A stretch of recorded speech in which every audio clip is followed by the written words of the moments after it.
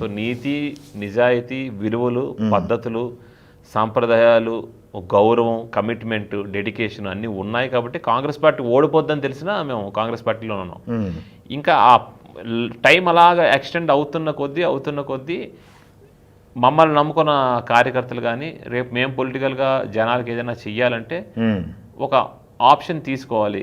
So అదే time మళ్ళీ YSR party నుంచి ఇన్విటేషన్ వచ్చి రండి అప్పుడు వైఎస్ఆర్ పార్టీ చేరాం. ఇంకా వైఎస్ఆర్ పార్టీలో చేరిన తర్వాత ఆటోమేటిక్గా వెన్నుపోటు రాజకీయాలు నేను రీసెంట్గా చెప్పాను. వెన్నుపోటు రాజకీయం చేశారు జగన్ రెడ్డి గారు.